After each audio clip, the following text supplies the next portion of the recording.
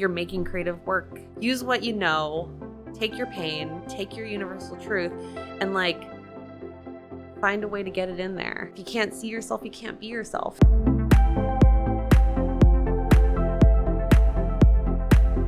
Welcome to In Her Direction, a podcast about creativity, career, girlhood, and the stories behind what we make. I'm your host, Brittany Doohan. Before I introduce this episode's guests, don't forget to subscribe on YouTube, Spotify, and Apple, and anywhere else you get your podcasts, and follow on Instagram and TikTok at In Her Direction Show. Today's guest is Laura Delarato, a creative director, writer, multidisciplinary artist, and author of My Pleasure, an intimate guide to loving your body and having great sex. Her work has appeared in The Cut, Vox, Pop Sugar, Eater, Refinery 29, and now at Hello Sunshine. Through her book, her Substack Softcore, and her creative work, Laura explores pleasure, body image, identity, self-trust, pop culture, and the stories that help us see ourselves more clearly. Welcome, Laura Delarato. Thank you for having me. Thank you for having me in what is currently a heat wave. I know, so sorry about that. No, you can't control the weather. I'm like, I'm just going to apologize for everything that I can't control. We are more alike than maybe you realize. Oh, gosh. Okay, so in this episode, we talk about bringing your truth to your work and why personal perspective is often what makes creative truly resonate. But before we get there, let's talk about some things that you love and how they inspire your work. You're going to learn a lot about me in this podcast. So I grew up in the Bronx. It's like me and 10 of us who grew up in the city, who grew up in a borough, who live here. And I was very lucky to grow up with my grandparents. I had this really interesting childhood where I lived in this like, not the outer borough, but I lived like all the way at the top of the 6 train. I was with my grandfather who was very Italian American, like played baseball and coached baseball, and his name was Crescenzo, like that. And then my grandmother who like grew up in Italy and spoke Italian, she had like, in amongst all this concrete, she had like a full-on tomato garden. And we had very traditional Italian dinners and family gatherings, and we went to church and we prayed to the saints and all that stuff. And I think like from that, what I gathered growing up was that it wasn't simply that you're just going to dinner. It was a dinner for this thing that meant this thing and this thing. And I just took that as everything has layers and everything has contradictions and everything has just so many pieces of it. And so when I got older and became a creative, it really like inspired me to give everything I do layers so that it's not just so flat. It's not just like woman walks down the street wearing cool shoes. It's like, where is she going? Why is she going there? What is the playlist in her head? What is her point of view?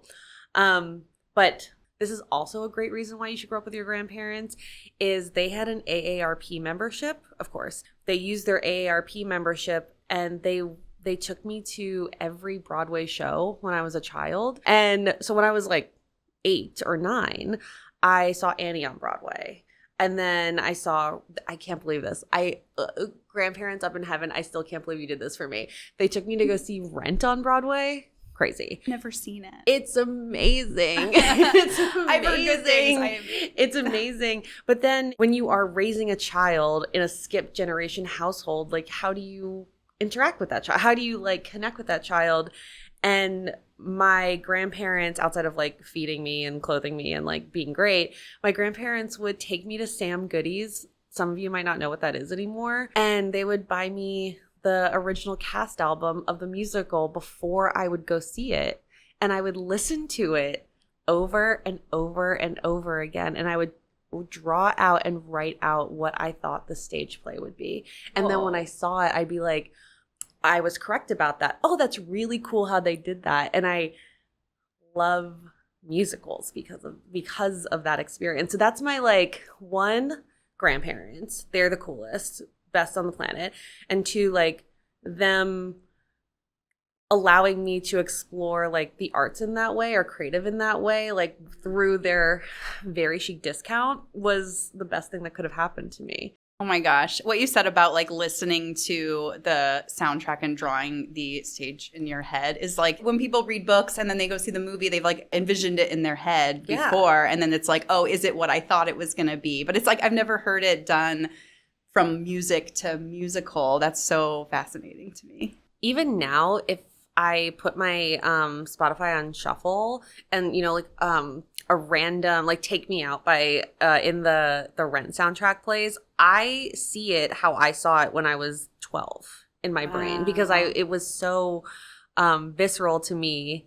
Just like, okay, well then she crosses the stage here and then she does this and maybe she climbs up the ladder of like what this, like, I know that they're in an apartment building. The stage should have been like, you know, maybe there's a fire escape, you know. I also feel like as a person, maybe you're like this, I have like 5,000 conversations in my head at all times. And maybe just my nature helped how I was nurtured. I'm like, I don't know if mine are conversations, more just like scattered word vomit that I can't make sense of a lot of the time. I'm like, I wish it was like a clear sentence and I could be like, yes, I'll use this one and I'll use this one. Sometimes I look at my fiance and I'll be like, tell me like the thing you're thinking about right now, like after we watch like an emotional scene in a movie or something, and I'm over here being like, I'm thinking about this time with my like dad or my grandfather, or this time that I had that was really like positive, whatever it is, and he'll be like, I'm thinking about the tomatoes in the garden. I don't get it. I don't understand. They are important too. They're important. I'm like, I feel like I think so broadly in that way, and I'm like sometimes whimsical. I wish I just was like the tomatoes in the garden. Yeah. A nice like balance of like, I'm just thinking about tomatoes. Just, you know, and over here we're like, bless them. So in talking about all the things that kind of like make you you and all the things that you love and the things you've grown up with, how do you think our obsessions and just personal history shape the work that we make? So I have like multiple answers, but I'm going to give you a good one. The other ones were garbage. So I loved earlier in this year when like the Wuthering Heights obsession happened. I loved it. I thought it was like so interesting, so cool. Think of like the boom in books and classic like literary like reading and book clubs that started from that, just because Emerald Fennell was like, I'm going to adapt, in my perspective, this like classic novel by Emily Bronte, right? Not Bronte. And when I was a kid, I tried to read it and I had a hard time with it. And I think when you're 16 and when you're like a chubby 16-year-old girl in high school, with the education that your grandparents gave you, which is like you don't understand pop culture, you understand like what's on TCM, like those are your celebrities. And I think like I wasn't, as a child or as like a teenager, I wasn't a person to care so much about education or really applying myself, because I think I was more concerned about being thin and being pretty and trying to find a place for myself. And that's like such a real thing and an unfortunate thing. But in this like last 2 years, I've decided to do this thing. I promise this will all come around. I've decided to do this thing where I become my 16-year-old self again, where I do all the things that I like really wanted to do when I was 16, 17, but I couldn't because I was too focused on these like external value systems that were never going to happen for me. And so one of them was reading Wuthering Heights. So before the movie came out, I read the book. I did study guides for the book. I would highlight words that I didn't understand and then go look them up. And I became obsessed with it.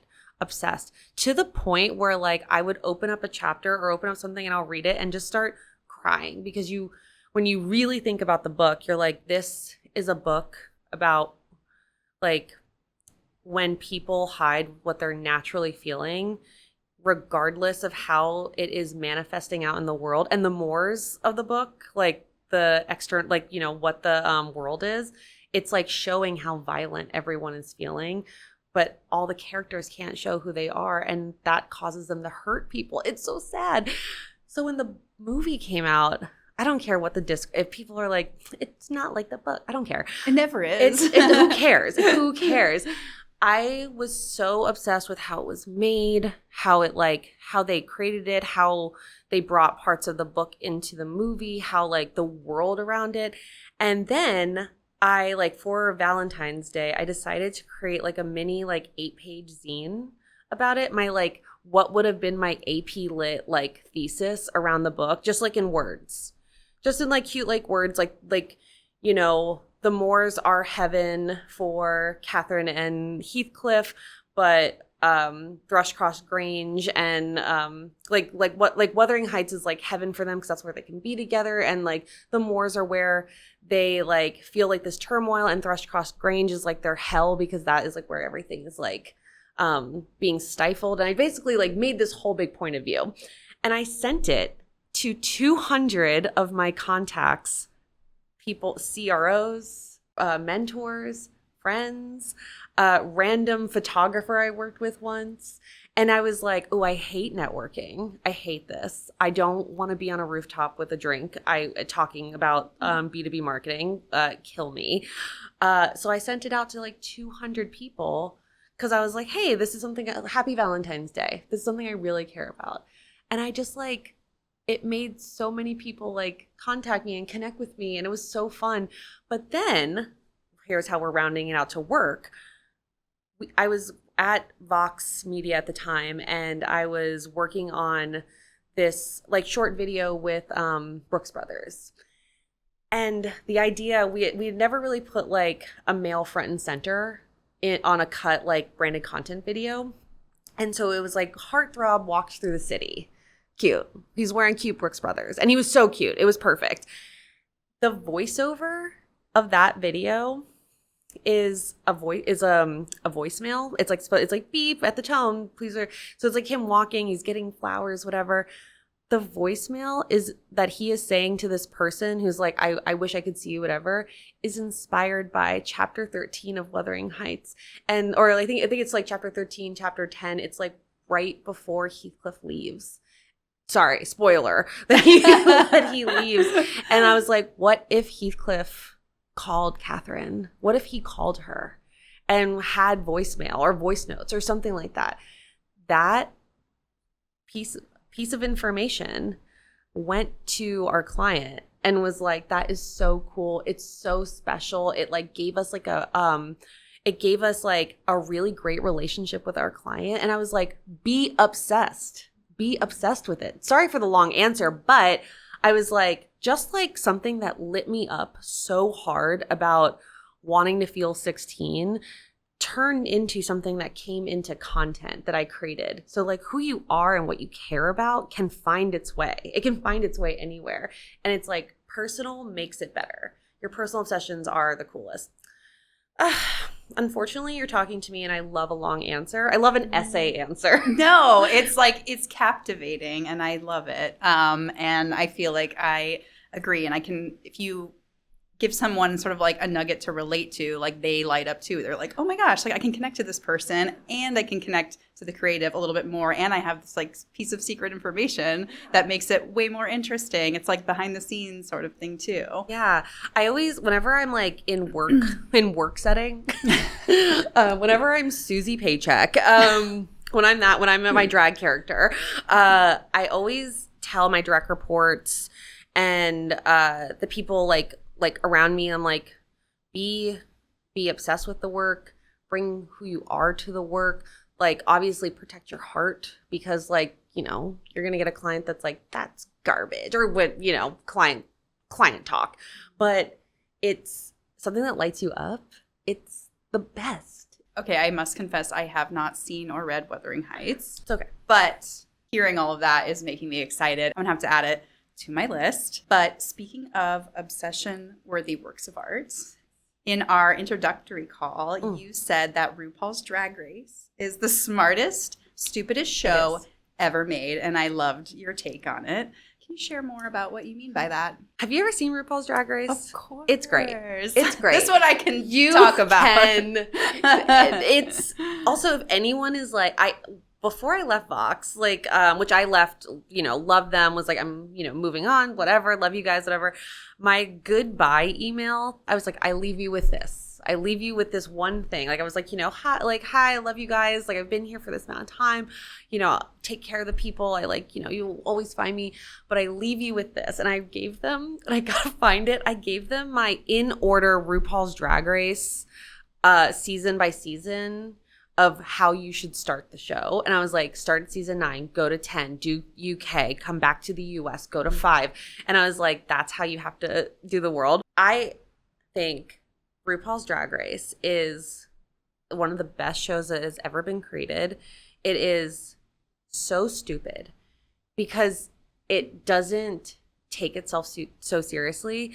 They'll do a mini challenge where the queens have to like sit on an object that could be a joke chicken or a apple pie, and whoever guesses what it is wins $1,000, and you get to pick who your team is in the maxi challenge. It's insane. And then they'll be like, we're going to create Madonna the Musical, which is one of the best musicals that has ever been done, season 12. It's high-low.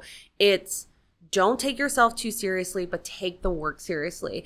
Here is Absolute Vodka is the sponsor. Make yourself and your persona into a pride float using these found objects from the beach, incorporating Absolute Vodka. It's ridiculous.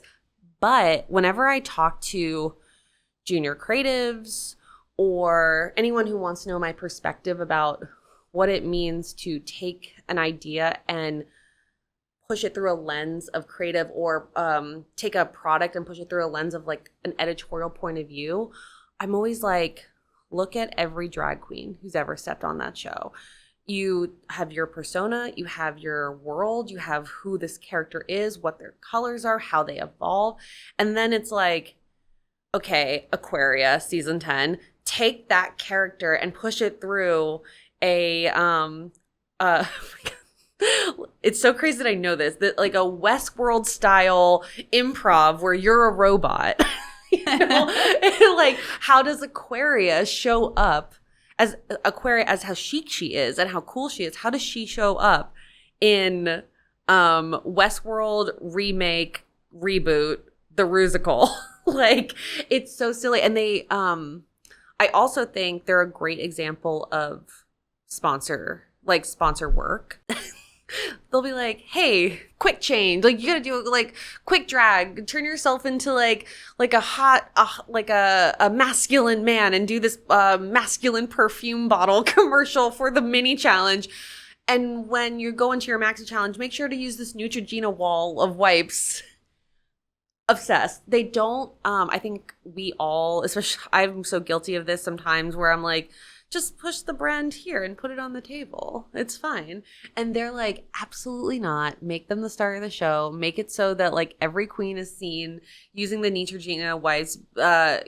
Silky Nutmeg Ganache is just like, look at these wipes. Like, these are amazing. And I think that's so fun. And also I just think like I started watching it during the pandemic, and it was like my little bright light of everything. And you start to realize like how like you don't need to take everything so seriously, but when you like build the world of like your work, take it seriously, give the details like severity, but like make the world around it silly. Yeah. And I know that we both work on branded content, and it's like, it seems like you're trying to make the brand like a subliminal message almost, versus like a commercial where it's like, this is the brand. But I do appreciate the honesty of they have sponsors for RuPaul's Drag Race, and they're like, we're not hiding it. We need to make money. Just like Las Culturistas, they like are so honest and cheeky and funny about the fact that they're like, here's the Marshall's wall, or like the Duncan number with the person coming out. Like, it's I just love that honesty where it's just like, we need sponsors, this economy. Like, we need people to help us pay for things, and wink, wink, I'm looking for a sponsor. Sponsor this. RuPaul's Drag Race sponsor this. Imagine. Are you kidding me? Well, you are sponsored by the city of New York. So. That's true. Although they failed us today with the weather. Terrible. Oh my God, that's so true. They just, the Las blah, blah, blah, Las Culturistas. Their T-Mobile commercials, hilarious. So good. It's with the person, and I'm about to say this, and I'm really sorry. I have never seen a Bravo show. Like, I've never seen... Oh, like In the City or whatever that show is. I've never seen Real Housewives. I know who these people are. I don't know anything about them. But I know their T-Mobile commercial has that one chick from, I don't mean to say it like that. It was that one chick from In the City or whatever, where they all live in the West Village.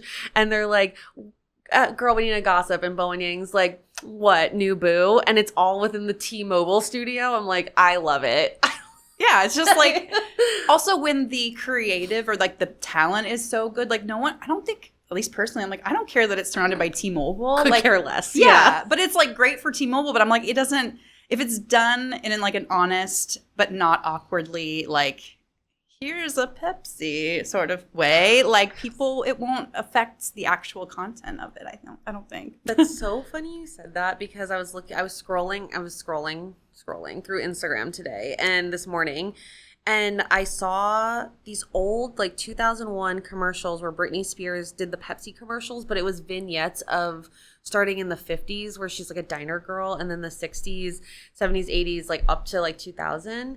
And I could care less if it's Pepsi. Could care less. The whole thing is incredible. She's like in the 70s, and it's like peace and love, and the whole thing is about her choosing Pepsi, because throughout all the years, that's what you do. You choose Pepsi. It's incredible. Let her do it. Yeah, I love that. Like retroactive Britney Spears. Yeah. And just like you see shows these days, and I notice they do a lot of product placement, like in Nobody Wants This, there's a lot of weirdly awkward product placement. Yeah. There's such a way to do it naturally where it's not like cringy when you watch it. And I feel like RuPaul's Drag Race, Las Culturistas, like they do it well because they make it kind of funny. They make it funny around it, and it just feels like honest and like, yeah.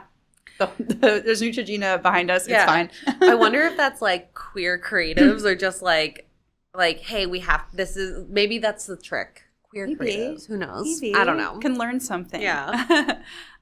Okay, so I'm excited about our first segment. Special segment. We're doing segments now. It's the real thing. We're segmenting. This segment is called A Thing About Me. In this segment, you'll teach us one thing about you, your creative process, a skill, useful or useless, a story, something you love, or a completely random thing you're good at. Tell us a thing about you, Laura. I am really good at making people feel relaxed and calm with me. Agree, 100% confirmed. And even thank you. Even outside of that, I am really good at getting people to tell me what they need and want. And here is how I know how to do that. And I wish I could tell you, like, in grad school, I took this class, or in this part of my career, I learned this from this mentor. I've learned so much from mentors, but this one thing, so it's like 2010, 2011, whatever. I get out of college, the stock market crashes, it's great. Not going to get the editor job that I wanted or whatever, because it's just like not the world we live in at that time.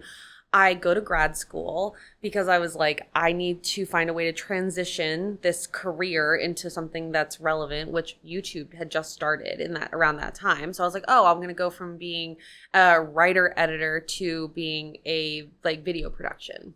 Great.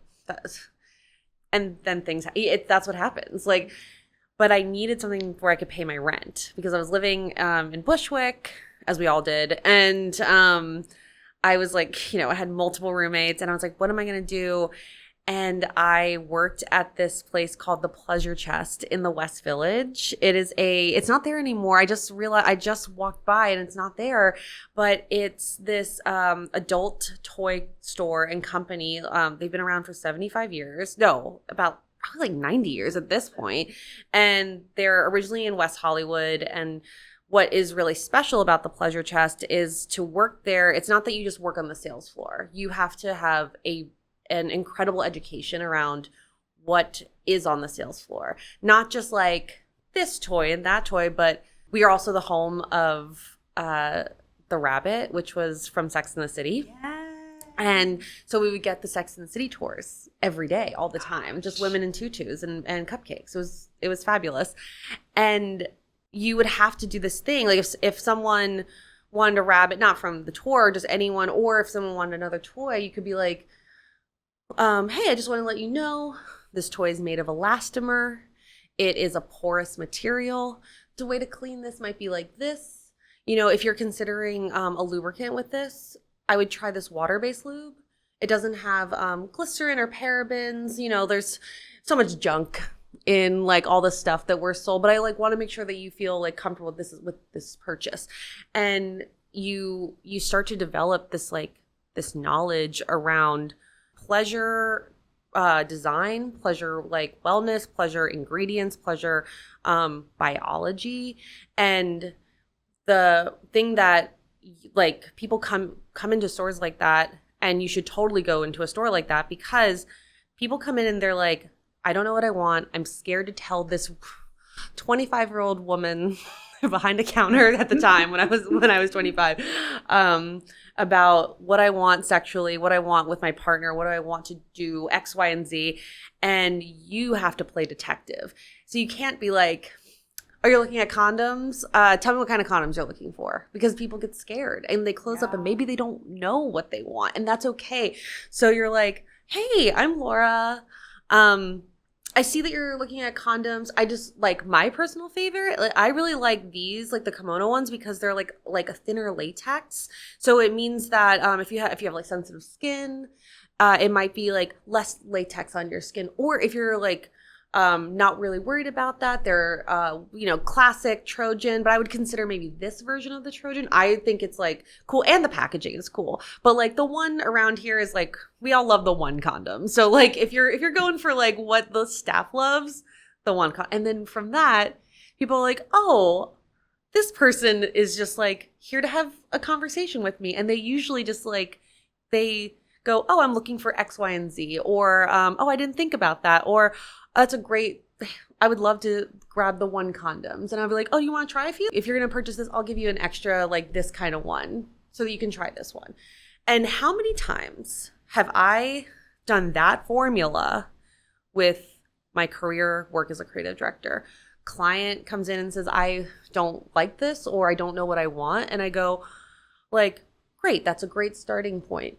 I really love when social videos start with this kind of hook, or when I see a, like a title card here, or like I'll give like a few options and be like, this is what I love, and this is what I see for the video, or whatever it is. Does that resonate with you? Does anything feel good about that? And usually from that, 10 out of 10, someone will be like, oh, I loved what you said there. That was really fun. That sparked something for me. And let's go down that road. So I think that that's like one of my best gifts, is to make sure that things are simple, like Drag Race, accessible, to not make people feel as if they should be embarrassed for not knowing what they want, because like, so I wrote a book, and I wrote a book about sex, as we talked about, and we chatted about. And the point of the book is that we have been told our whole lives that our bodies are disgusting, and that we shouldn't touch them, and we shouldn't even acknowledge anything below our waist. And we are just like these wet skin suits that are carrying around our shame. And of course, if that's what you're feeling all the time, and every ad is telling you that you're garbage, and everything is telling you that like you should feel shame about this, whatever, and then you may or may not have sex education, and maybe your sex education is just fallopian tubes, which is great, but not helpful for pleasure education. And then you get to the time in which you are going to have a sex life, and then you don't know what you want. Of course you don't. Why would you? Like, it would be insane to think that you would. So like, I think from that like experience, and now coming into like my creative career and like being in it, I think I'm very good about being like, hey, you don't know what you want? That's fine. That's fine. Let's explore together. I think that's what it is. And that's so helpful too, because like in the sex shop, you knew what you were talking about because you spend time with these products all day. Yeah. And also as a creative director, you also know what you're talking about because you have this vast experience. So it also shows that they can trust you and your opinions like right off the bat too, where it's like, here's what I think, but like no pressure, you know, and like here's what I know and here's what I know. But I love that. Yeah. You might get this where like I'm not on the sales team. Yeah. Like I'm not a seller. Yeah. Love them. Same. Love them. No, I respect it. I can't do it. Could never do it. You're gorgeous, beautiful people. Do whatever you need to Thank do. you. Like you're perfect. But I'm like, when I show up onto the creative, when the seller or the sales team is like, oh, we're going to bring our creative director there. I'm not selling anyone on something. I am your new best friend. I want your content to do well. I want it to work in the world. Like, if you're like, oh yeah, we really need to say the brand name 5,000 times in 45 seconds, I'm going to say, oh my God, would love to hear your thought around this. Can you show me some examples where you like saw that really work out? If that's something you want to do, let's find a way to like compromise on like what the KPIs are versus like what really works in the world. Like, let's have a chat about it. Cause I'm not here to like get a bonus from you. I'm here to like make it all look cool. Cause that's like how my brain works. And for them to feel good about like being a partner in whatever you're creating. We're locked in arm on this. Like, you know, like I'm trying to make you look good, girl. Yes. And I feel like this is a great segue into our next topic, that when people feel safe, they're more likely to speak their truth. Why is it important to tap into your true self when coming up with creative ideas versus making something that people want? You know, I'm not a person who's like, let me go into the data and let me go into the analytics. But what's great about that is that this is like things we have to think about all the time. It's like the psychographics of the audience, you know, like where is the audience at this quarter in this geographical location? If you look at your audience will tell you what they want. So if you're coming in and a brand wants to do like a Western thing and you're like, cowboy boots, we need to show cowboy boots because I saw a video about cowboy boots. Your audience is like, but we've been wearing flats this whole time and like cowboy boots are going to be really hard for us. Like, you know, it's maybe not the geographic location for cowboy boots. It's on you as the creative director to look at what your audience is saying to you. If you're just making for you and like what you want, that's like not helpful. You know, you gotta make to what your audience wants because you need to have that trust. However, when you have a client or if you're making your own personal work or you're like, you get to do something where it's more editorial, there is something to looking at mining your own experiences and seeing what are the patterns there out in the world. For me, like through and through, I am like, well, I will always be a plus size woman.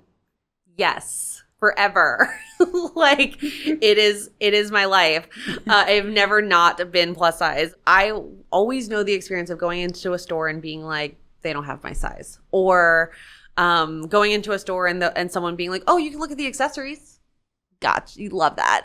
Or the only thing that fits you is the shoes.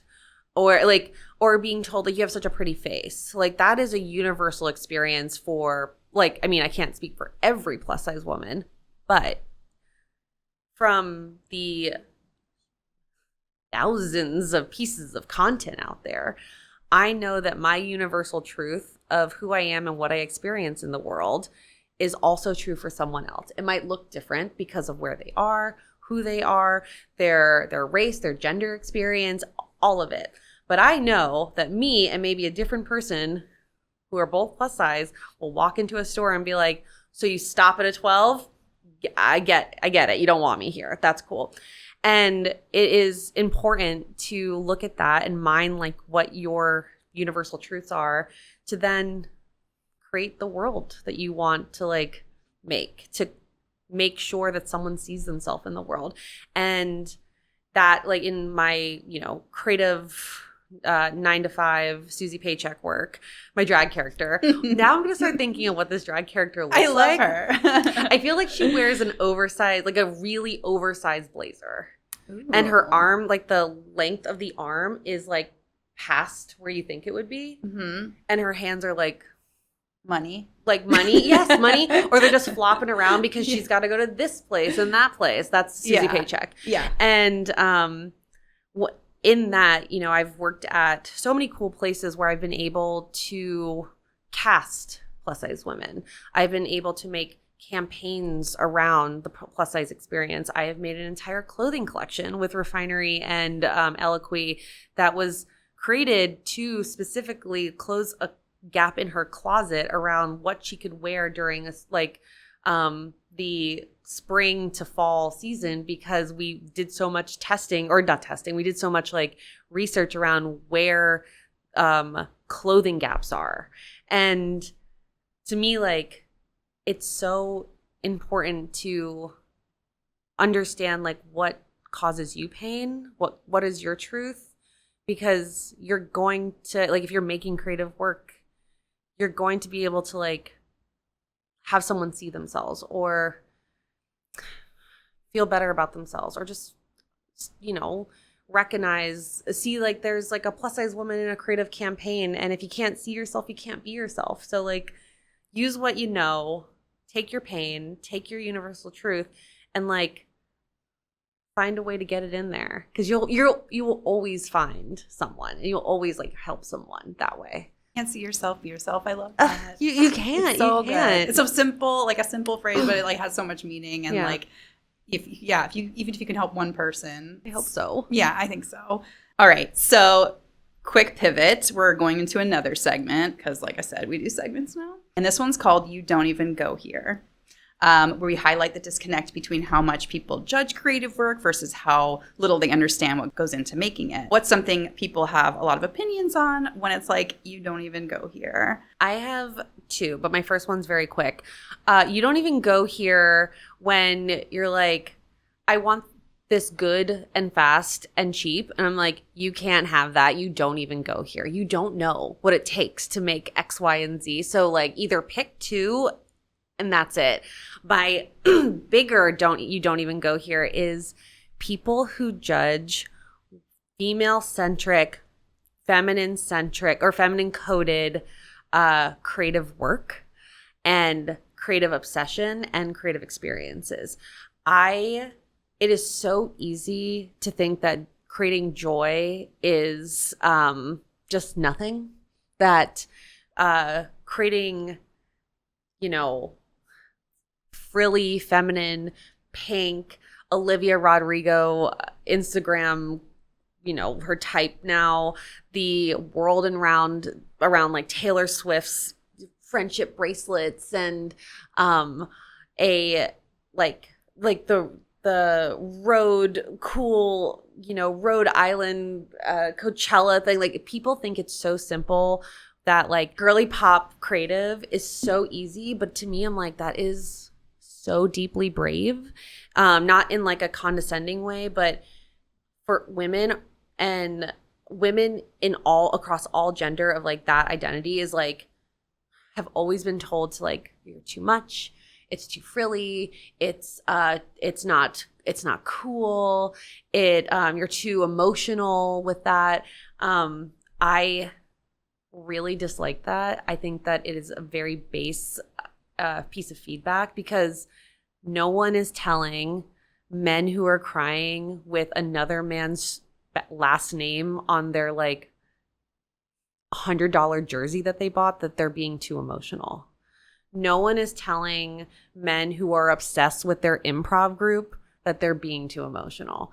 No one is taking away toy trucks and wanting to be a fireman and whatever from little boys because it's too obsessive.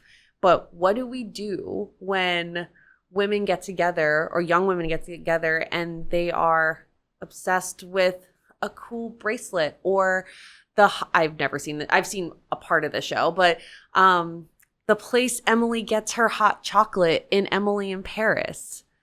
Why is it so weird that people want to take a selfie and like be a part of a community and be obsessed with like the things that they are because they're like a little feminine and full of joy?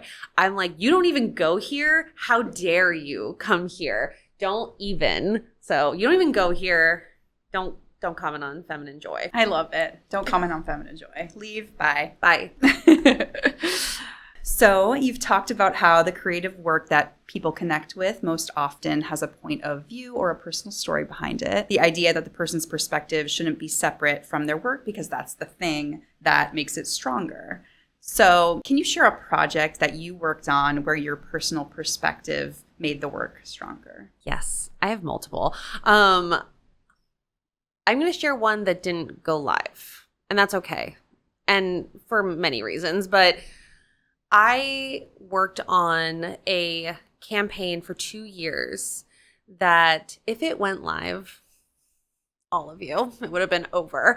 But it was this campaign around pleasure and desire. For a really long time in my creative career, I really downplayed my sex toy company experience because it was like I was starting in my career, and funny like loop of your life, you end up writing a book and you know all this stuff, but you're like working with clients and creative, and you don't want to be seen as too much or too inappropriate or whatever people's point of view around that kind of work is, which is so not cool and selfish. And that was my own internal hatred around that stuff that maybe not want to share it for a while. But then I got to a point where I was like, no, I'm going to share it. And it actually turned into me getting meetings with clients, me like doing creative around like other like pleasure client-based work. But we did this campaign that was a 4-part series with a lube brand where we shot in a mansion in Malibu in 2 weeks, where each episode was dedicated to a couple that was having an issue with desire, communication, arousal, what have you. And so each one brought the lube brand in to show how like we can have a communication around what we want in bed, what we want when we are being intimate, when the world gets too busy. And the production on this, the ultimatum, Love is Blind. That was like to surpass that.